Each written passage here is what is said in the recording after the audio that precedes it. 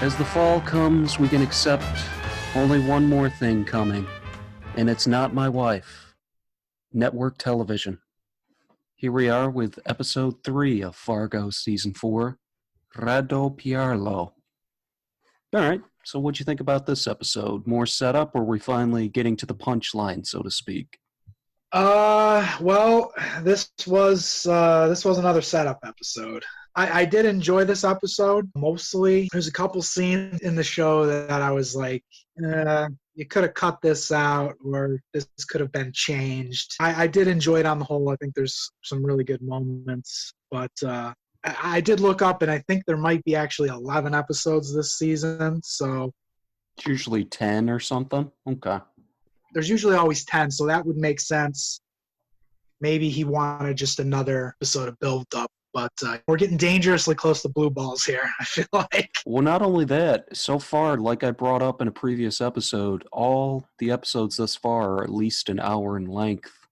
Yeah, they're all an hour and 3 minutes with the credits.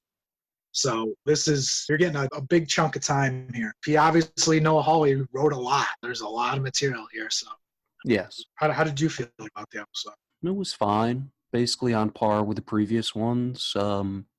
Some tension that worked, some that definitely didn't.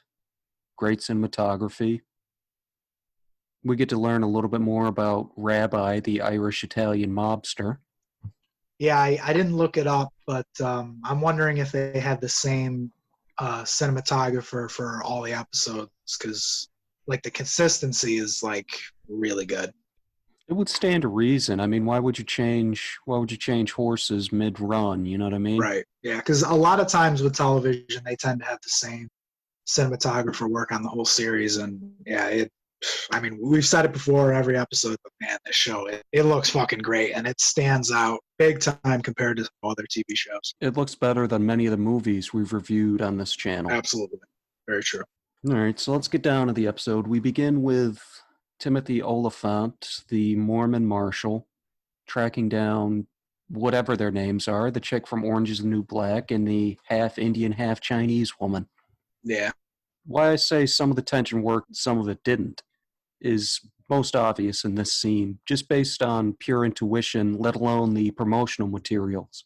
You and I both know that they're not going to be caught by the marshal when they burst through the door. Right. Yeah, because we're pretty early on into the season, so for them to get caught again and then break out, it was obviously going to be kind of a little cat and mouse type of thing where they were looking for him. What bothered me about this was, I mean, not only there's no real tension to it, I thought they'd just escaped or something, but after all the marshals and cops leave, the marshal and the cops leave, they just pop out of the corpse cabinet in the wall. But didn't we see the cops open and check every little corpse closet, or did they really just skip the last one? Yeah, they checked all of them, but what happened was because they were always looking down and in the back, I think they pushed themselves like up. I know it's okay. It seems it's like Home Alone 3. Yeah, like you're pressing yourself at the very top. But yeah, that didn't really work for me. I was like, oh, really? They actually were in the the body refrigerator, whatever it's called. Yeah. Yeah, that was a little disappointing. I will disagree with you about the tension, because when the OCD detective goes down the stairs and he's flicking the light switch on and off with the music and everything like that, it was really working for me. I really liked the way they incorporated that, and I did feel tension in that moment. Even though, like you said, you're like, I don't think they're really even down there. I did really like that scene of him flicking the light switch. You think maybe they could shoot their way out or something like that? Yeah, I thought it's tough because I have seen promotional material like you were bringing up before of them with pantyhose on their heads. So I knew that there's no way we're going to have climactic shootout here. Yeah. And so in the back of my mind, I'm like, okay, they're just not down here. They probably escaped out of the back or something. under some floorboards or some hidden compartment in the house or something. But it wasn't the best, but I did enjoy elements Yeah. of that scene. Something interesting that was brought up, which I learned from a YouTube video. I can't remember the guy's name, but he'll do like drawings while he explains the origins of religion. The Mormons do really believe that the darker your skin, the more wicked you are. Well, there's different kinds of Mormons. There's the polygamist Mormons, and there's Mormons that don't believe in polygamy. So, well, the origins, I mean, right, yeah, where it came from. Right, yeah, I haven't looked up that, so I'm gonna just take your word for it. But yeah, that was interesting, and I really like Timothy Oliphant in this show, and that's one of my biggest problems with this episode is that we get like a really great 10. I would say probably just 10 minutes with his character. And then he's gone for the rest of the episode. And I was like, fuck. Because I just like his quirks. The fact that everyone calls him Daffy because they say he hears what he wants to hear. I was just about to bring that up. Yeah. Whenever somebody says something that he's not liking or he doesn't want to answer, how's that? Come again. I really like it. And I was wondering when he was cast on the show because he is playing a U.S. Marshal, and that's not out of his comfort zone because he was on Justified for 6 years, playing a marshal on FX. But I really like how different this character is because there's these quirks to him with him being this Mormon. He's religious. The whole carrot stick thing, I'm a little, I don't know, I'm not 100% sold. Are you reminded of another certain movie involving carrot sticks and gangsters in the 50s? Well, the first thing that I thought of was Shoot 'Em Up with Clive Owen because he's always chewing on a carrot stick in that movie and stabbing people in the head with them. I thought about a movie you're incredibly partial to, only because in one scene his wife packs him carrots. The very beginning scene. Very beginnings. The Untouchables. Oh, okay, all right, yeah, and I think there's something else too that has a character who's got the carrot sticks, but I really liked him, and I'm excited to see where the series goes with this. And I liked at the very beginning when we see him at the prison, and he's smelling the bed sheet that they used to escape, and then we see him at the bar, and he's smelling the lipstick, and we got a shot earlier at the prison of these bloodhounds. Yes. We're tying that directly in. Okay, he's a bloodhound. He's hunting them down. I really like the way the show's doing that. We're getting a brief image of something, and then that ties into a character. I think that was clever. It kind of goes a level deeper, too, because not only is he essentially a bloodhound tracking these people down, but he's pure like an animal would be. He doesn't know sin. He doesn't know, blasphemy. Right, yeah. You see what I'm saying? Yeah, I see exactly what you're saying. He's pure. Yeah. And so were you disappointed at all that he wasn't in the episode more, or did you feel like it was just enough of a taster? Yeah, I agree with you wholeheartedly. I had the exact same thought.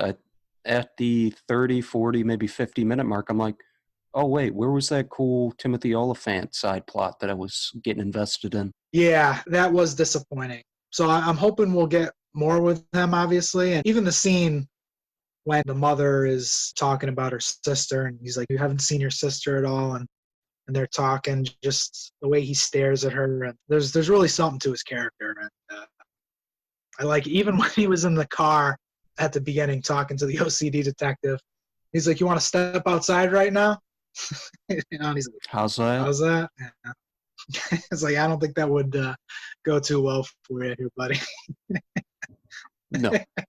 He even mentions you either have devil in you or some sort of nervous condition. Oh yeah, right. To the OCD detective. Yeah, you got all these tics. So we have another brand of comedy that you really love, more flatulence and shit-related humor.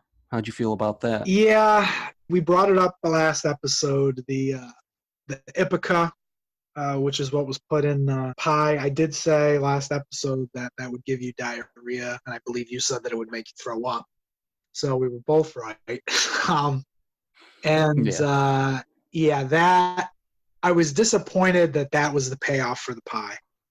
You know what I mean? Not only that, right before she starts eating it, she says, they're obviously talking about the robbery they're planning right now. She says, if you love the setup, you're going to love the punchline, or something like that. Right. And how does it end up? During the middle of the robbery, the little Native American girl starts farting, vomiting, and what I only can assume is shitting her pants during a robbery. Yeah, it's yeah, that didn't work for me. I mean, I did like the robbery. I like over the top shotguns when like someone Yeah. gets shot with a shotgun, they just blow fucking 15 feet across the room. And I'm also a sucker for the fact that black guy who has either a glass eye or just a bad eye, he's got like this fucking blunderbuss underneath Yes. under the desk with all the money. It's the standard, you have the shotgun propped up under the desk so nobody can see it, but it's within reach of you if there's a problem. You can just blast away. Yeah. And the sound design of the shotguns is really good. So it's got some impact to it. When she shoots at the table and all the money goes flying in the air, and even when the other Native American girl, she shoots off at the other people in the corner, it's just, I wish that scene was longer. I wish it went down a little different. What would you have liked to have seen? Well, obviously her not shitting herself. Yeah, that's number one. And I mean, I guess Maybe some more tension because, yeah. I mean, within seconds they had complete control of the room, basically. Yeah, maybe more tension. You know, maybe they get a little money, but then something goes slightly wrong. You know, they have double barrel shotguns, so you only have a limited number of shots. So it's not like they're going to be able to reload super quickly, and all these guys have guns. So they could have done something with that, but obviously they don't want to kill these characters off yet. So there's much more to happen with them. So I was disappointed with that robbery. I thought it was going to be a little different. And I didn't expect it to be at the company was called Apex Vending Machine Company. So I didn't realize that they were going to be robbing I guess his front, Chris Rock's front for his business. You thought maybe they'd start out at one business and then find out, okay, this is where the real money is. Well, like we brought up last episode, he talks about how he's got all these banks. So I was assuming that they would just rob his banks, but went a different way, which it's fine. Yeah. Yeah. And how did you feel about the scene when they were staking out, where Chris Rock's got his band of money, and the guy comes up to him, and this man saw his whole future in front of his face. He was planning for months. He's gonna be JP fucking Morgan. It was okay, but it was kind of undercut because, as we said before, Chris Rock isn't the greatest thespian. Right. Yeah, it felt a little anticlimactic. I was kind of wondering. Were they gonna beat his ass or Right. something like that? Yeah, I was wondering what the kind of payoff was it, but I guess it was just to show to the guys and his crew not to be like that or something.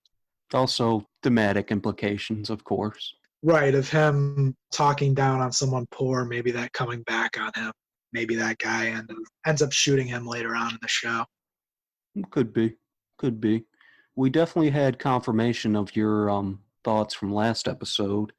The brother and Schwartzman are definitely gonna kill each other or something at some point. I think what really magnifies that is he's sitting in his brother's chair, Schwartzman's chair. Schwartzman comes in.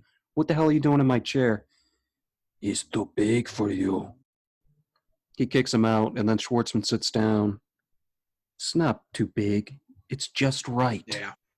Yeah, they're really hammering home the power struggle thing that we talked about last episode, and even Dr. Senator brings it up at the end of the episode, which I kind of wish they didn't do that, where he's like, oh, maybe the brothers are fighting. Oh, come on. Like, well, yeah, it's a little too much, but at the same time, they have to let us know that Chris Rock and his gang have a pretty good idea of what's going on. Right. Yeah, that they're not totally out of the loop, and that it's not just going to be retribution immediately, that they're really thinking about what's exactly happening. Things like that, it's like we already know that there's this power dynamic going on. So it's like it feels like I'm being hit over the head a little bit, but like you said, it's to show that they understand the other crime family. Another thing about Gaetano, I forgot his name earlier. I really loved the camera work during the scene when he's sitting at the bar. Oh yeah. The guy comes in, tells him they're at the meat plant or whatever. Some guy, he says in Italian, "Why don't we just kill them?" A guy from right next to him says, "But the boss said." The camera slowly pans to Gaetano and the guy on the other side telling him what the boss said. He just turns, "Shh." And then the camera pans slowly right back to Gaetano and the other guy. Yeah, they are. They're really, really good, and that's a really good scene. And I was actually wondering what they were drinking, because it's. I was almost thinking it might have been like limoncello or something. I don't know what they were drinking. Yeah, it I was have no bugging idea. me for some reason, but anyway. Yeah, no, the brother is fucking fantastic, and also the right hand man Italian guys, the guys who are just straight from Italy. Because I think there's a line of that they say they're not American or something. Yeah, essentially, we're not like these pussies Americans. We're warriors. We take what we want. Right. Yeah, so that was a good scene. The only other scene of the show that this scene I wish they just completely cut out was when the nurse just starts jerking fucking Jason Schwartzman off. It's more while setup. she's Yeah, I agree with you. It was a little like she's singing. I can't remember. Glory, glory, hallelujah. Yeah, she's singing "Glory, Glory, Hallelujah" after doing a couple bumps and jerking off Jason Schwartzman in his car. Yeah, it's so like over the top and ridiculous that she's singing "Glory, glory, hallelujah" while jerking this guy off. I agree with you. And I think he comes before she says hallelujah. She's like, "Glory, glory." And he's like, "Oh, oh, oh." Yeah, but we're making it sound funnier than it is. It's not played for laughs. Funny. But at the same time, it's a network television. Even in a movie, you want to sit and watch some guy getting a handy for fucking 10, 15 minutes? I never want to see a guy getting a handy on anywhere. Well, unless that guy, not you, but I would want to see it if that guy was me. You want to see yourself getting a handy? Oh, yes. Can you see Rabbi making a power play? It's interesting because obviously he was with the Italians and he's a smart guy, and you kind of look at him and like, is there some type of play going on in his mind? Is he like 3 steps ahead of everybody? Is he like Gabriel Byrne from Miller's Crossing? Yeah, playing both sides, seeing every angle. It's interesting that you bring that up, because you brought up a possible theory that Chris Rock's son is his youngest son. The one that got traded. The one that got traded. He may be. This is just pure speculation, but based on how the show operates, I'm imagining that Chris Rock's youngest son, who got traded to the Italians this season, ends up being the dude from season 2. So I was looking it up and trying to do some research on it. And Bokeem Woodbine from season 2, his name is Mike Milligan. Oh. And the guy who plays the rabbi is Rabbi Milligan, Ben Whishaw, the actor. So the 2 last names are exactly the same. It's that same old joke. How many black Irishmen have you ever met? Right. So the Chris Rock's sons, the youngest son is named Satchel Cannon, and the eldest son is named Lemuel Cannon. Now, Lemuel, that name sounds familiar to me for some reason. Now, I don't know if that is from season 2, or your theory could be right. We're early on into the show. I didn't think of that, so that's but there does seem to be some type of connection with the Milligan. The timelines kind of match up too as well. I mean, let's just say he's 10 right now in the 50s. In the 70s, he'd be 30, yeah. Yeah. So yeah, it definitely is. It definitely could be possible for sure. I'm thinking you might be right on that. There's a couple more lines I liked. Before I forget, I want to get into Timothy Oliphant. He says to the police chief after he says Jesus or Christ a bunch of times, "You blaspheme more than anybody I ever met, and I've been to Cleveland." Yeah, that was that was a good line, and I paused when I said it. I was just like, wait, what's so bad about Cleveland? Like, what in the 50s? I'm trying to think of what was going on in Cleveland at the time. Well, it was a working town. You had a bunch of blue-collar types around. Obviously, they don't really care about God or not swearing and stuff, I guess. Right. Another line I liked was Dr. Harvard, as he's interviewing the nurse, she beats out of him what his favorite kind of confection is. "Well, if I had to choose, I'm partial to the macaroon." I Yeah. thought that was funny. Yeah, that was funny, and actually, I'm glad you brought that up because speaking of foreshadowing, when we see him in that room with the nurse, and she's bringing up about those treats, if you notice in the background, because he's completely in the center of the room, there's 2 gigantic angel wings, and he's right in the center. Mm. So obviously he's going to die. Possibly she's going to poison him with those macaroons. And we even see when he looks out the window, and Jason Schwartzman is mimicking shooting him. Yeah, he's doing the finger gun thing. Yeah, you can see that giant angel right there. I did notice that, but it's like it's kind of like Sleepy Hollow, or even Heaven. If you've not seen Heaven's Gate, it's like Sleepy Hollow when Christopher Lee is like a magistrate or a judge, and there's these giant black wings behind him as he's talking to Johnny Depp.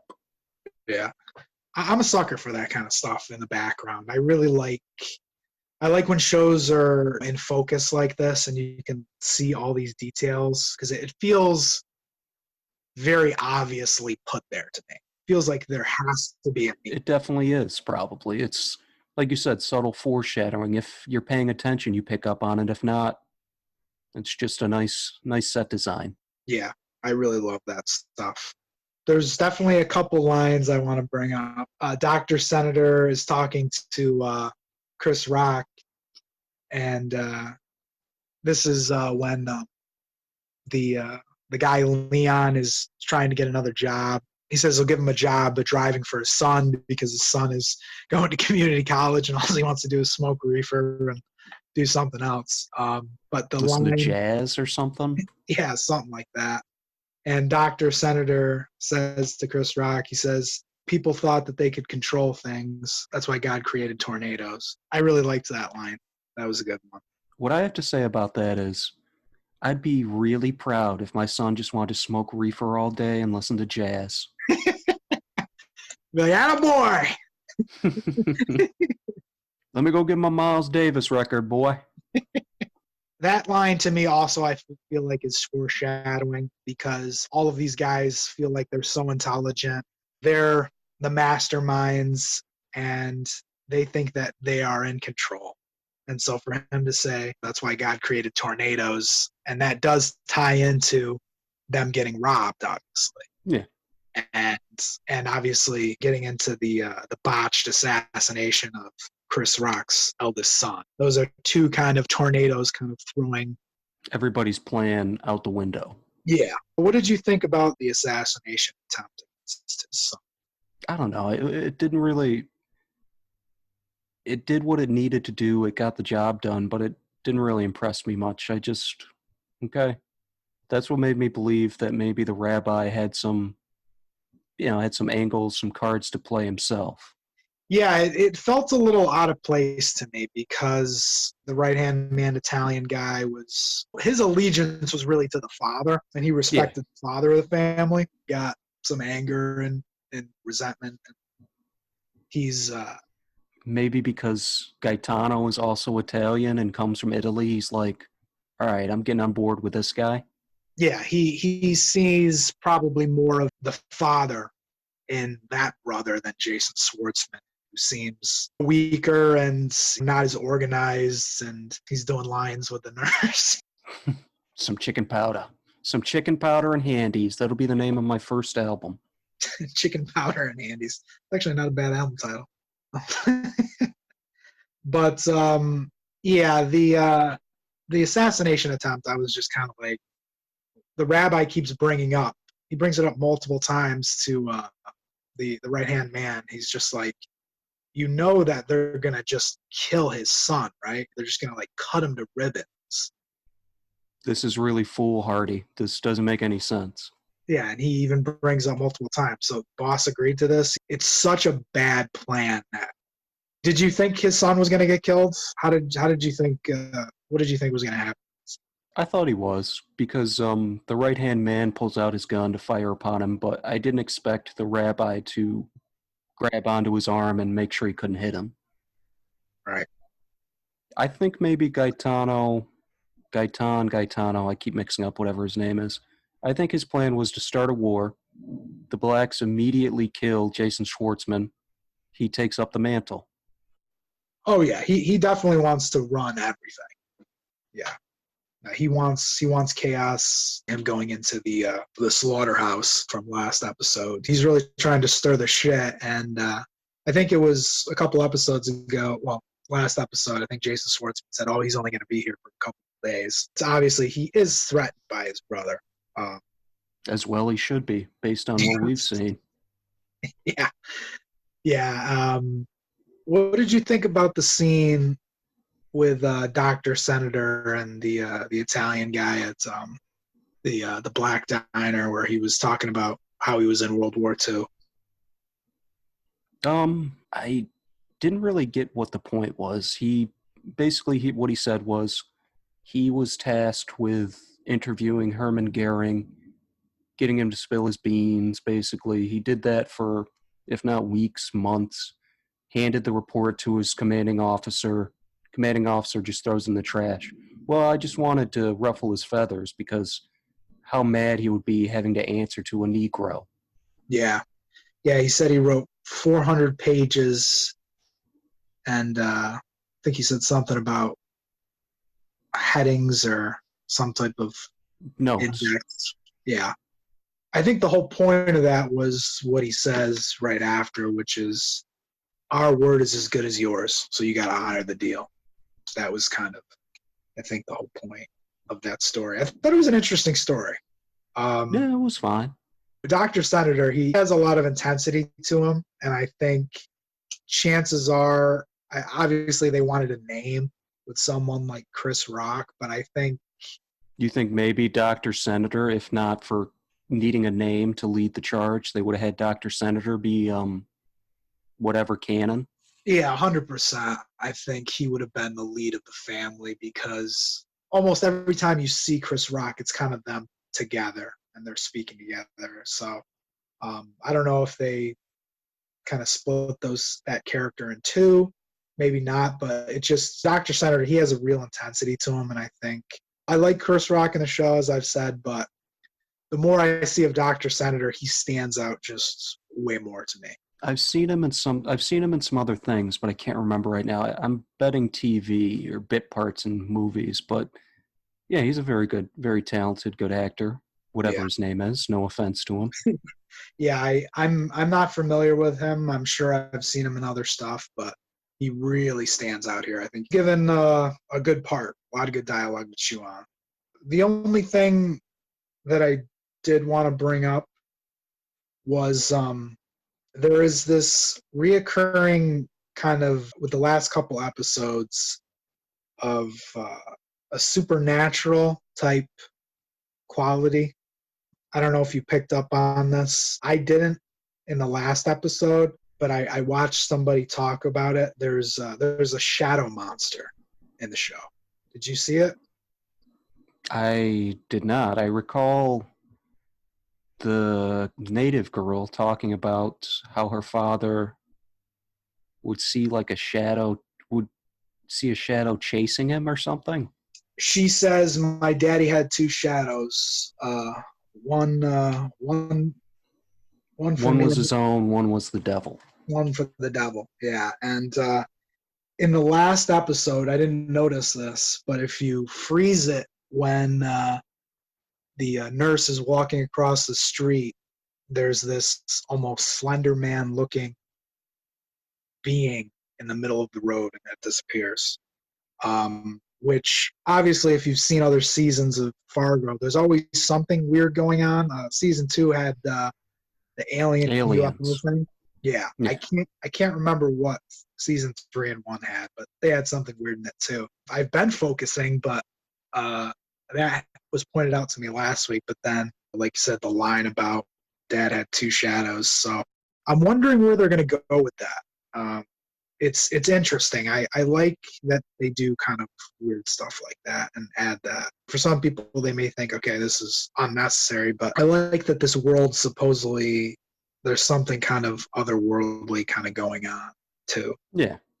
Yeah, I get that. Yeah.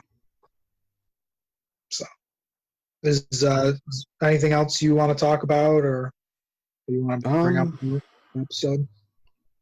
No, I think we pretty much covered everything I had to say. Yeah, I think the ending of the episode was a little anticlimactic. How did you feel? Just kind of like ended to me Yeah. with Chris Rock. I'm hoping it's more set up for some fireworks in the next episode, but something tells me I shouldn't hold my breath. Yeah, well, that does tie into now that we're 3 episodes in. It's like when an episode ends, I immediately want to watch another episode.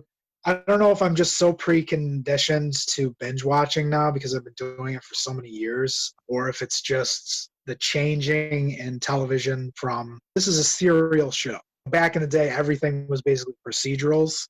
So you have these self-contained episodes like X-Files, the Monster of the Week, and then the next episode is just something different. Also with little sprinklings of the Grand Master plot that kind of sucked, honestly. Yeah, the whole smoking man thing. But how are you feeling about this show week to week? Do you think it would have been better to just watch it at once for it to be binged versus the week to week thing? I mean, we don't know what's going to happen next week, but yeah. So far, I would say binge because not much events have really taken place. We've had a robbery, an accidental murder of a mob boss, right. and that's about it. Yeah, it was something that I really have been thinking about because this show has always been week to week. FX, one of the last networks that puts out decent material, but I'm sure like you're not watching shows week to week. You're mostly binge. Generally, it's wait till it's done if I'm really interested, and then just watch the entire thing over a weekend or a couple nights. And how do you feel about serial versus procedural shows? Do you think serial's better? Well, they're two different beasts. They can both be equally as good as the other. It's just for a long procedural television program, you have to have a really, really good idea from the start where everything's going to end up.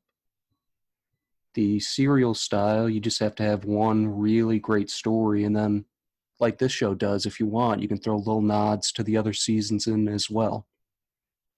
No, the thing with procedurals is that there's usually so many episodes, and I honestly don't think there's any procedural show that I currently watch. I kind of like the closure, and I feel like with procedural shows, it's more focused on just dragging it out, having a lot of episodes, more network television based. For the most part, yes, but for the most part, most TV is terrible.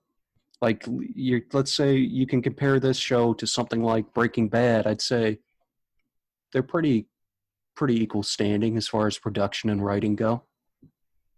Between Fargo and Breaking Bad? Yeah. Yeah. Well, I mean, yeah. Breaking Bad is amazing. It's the exception to television, essentially. Yeah, that's yeah. Besides like the season finale, I think that show was pretty much perfect for me personally. But yeah, that's Okay. it's a very rare thing. It's a difficult tightrope television because a lot of these networks they want filler, and that's why procedurals have been so popular. That's why you see with television, everyone was watching like NCIS still gets like fucking 15 million people watching it. Law and Order was on TV for like fucking 30 goddamn years, man. Yeah, and I think the spinoff with Ice-T is in like its like 27th season or some shit like that. For some reason, chicks love it. They love sexual based crimes. Yeah, I don't understand because it's like every episode is just It's basically a soap opera. Like, yeah. I guarantee you, if you turn on one episode, within 20 minutes, you're gonna know exactly what's gonna happen to who did what, that kind of thing. Yeah, the last Law and Order episode that I SVU one I watched was the Gamer Girl episode. Go home, Gamer Girl. That's that is an amazing episode if you want to laugh your fucking ass off. All right, back to the task at hand. Do you have any more predictions about what we might see in the next episode or further on? I mean, they're really bringing up the feud with the brothers, and it seems early for this to come to a head. But I don't know, man. They just keep bringing it up. Obviously, Dr. Senator and Chris Rock brought it up, so I feel like something big's got to happen between the brothers. It is very possible in the next two episodes that one or both of them end up dead. Yeah. All right, that was season 4, episode 3, Raddoppiarlo, which I googled, and apparently it's some sort of offshoot of Italian word to double. That was my notebook slamming. You guys have a lovely day.